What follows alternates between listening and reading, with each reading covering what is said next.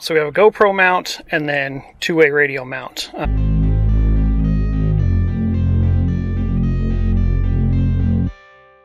Alright, welcome back. So today we are going to be installing a Tackform mount system in a 2025 Ford Ranger. Let me show you what we got here. So this is a system that basically replaces the whole dash panel. So there's a little plastic piece that you pop out. This piece fully replaces it, and then the little track mounts to the top of it, and then we've got some accessories to mount for a phone holder as well as a radio holder. So we'll get all this set up and then go from there. I'll kind of show you what's going on, but the whole reason we're mounting it is so that she can have her two-way radio up there, and then we've also got a windshield thing, but I won't show you all that. Main focus today is the Tackform. Alright, so first things first, when we open the box here, is nice. And they even include the tools. So you get a little nut driver, you get a trim removal tool, all of your hardware to include a drill bit, and then drill guides and your little covers for the screws, and then the part itself as well as another set of instructions. So here's the piece, real nice anodized aluminum.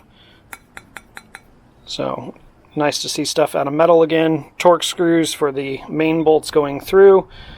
So let's get in the truck and get that taken apart.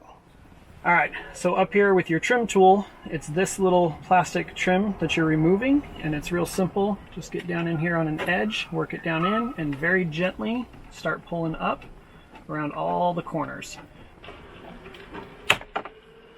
And that's the trim piece that we're going to be replacing. So up here, there's a couple of little screws, and you don't have to take them all the way out, you just have to loosen them. So as soon as you can locate them, with the little nut driver here, you just loosen them, not a ton, but quite a bit. And what that does is on the back side of this, there's these little slots, and so these slots are actually going to slip in under those screws.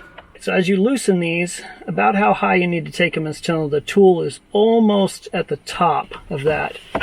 And then these will just slip right in behind it. And then it slips right down there, and then you tighten these back down fully before you get to drilling.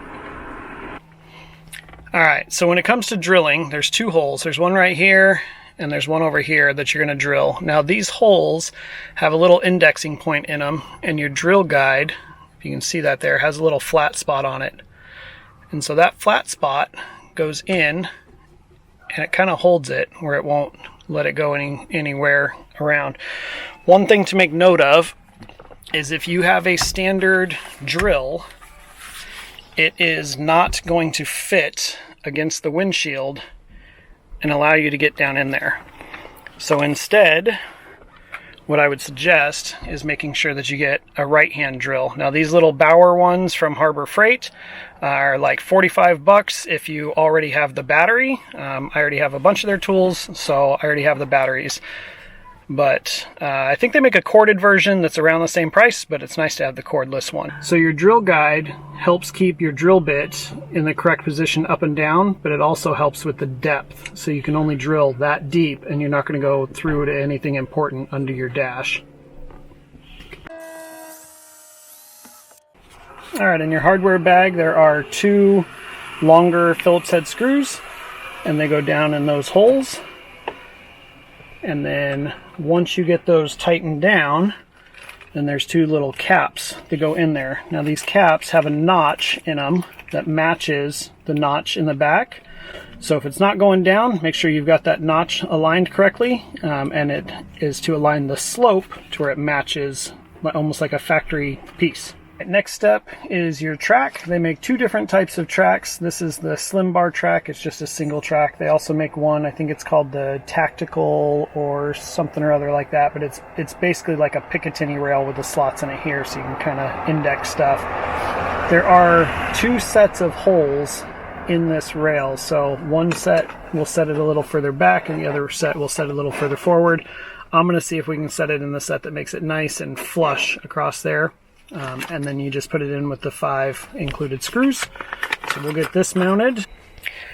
All right, so all said and done. Earlier I said this is a phone mount. It's not. It's a GoPro mount. So we have a GoPro mount and then two-way radio mount. And so we got this set up with the longer arm so it can sit on the passenger side out of the direction of view of the screen, and then GoPro mounts on the shorter arm so it's easily reachable for the driver to start and stop recording. And then obviously this goes down. We already mounted the radio itself down here. It was just a convenient spot for her, so I'm going to go ahead and get that wired up and then get the antenna ran.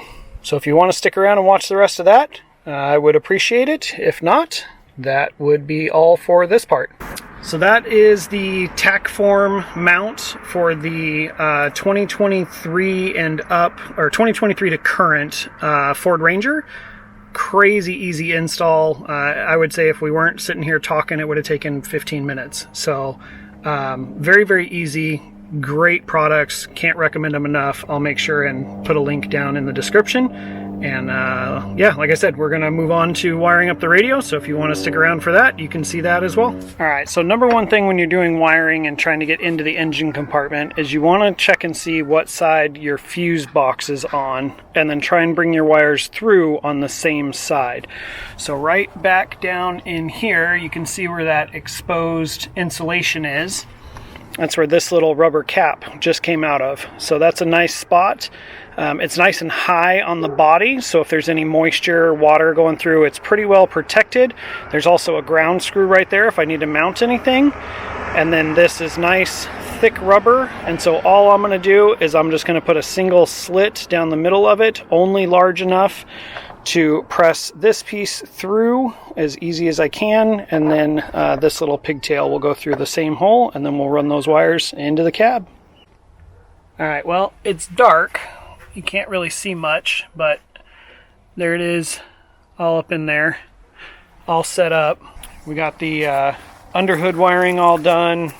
There was a fuse in there that we tapped into. It said it was the diesel EGR valve, or on the 2-liter gas motor, it went to a some sort of valve solenoid. I don't know. It's a 30 amp on the, if you're standing at the driver's side of the truck, it's on the third row of fuses down.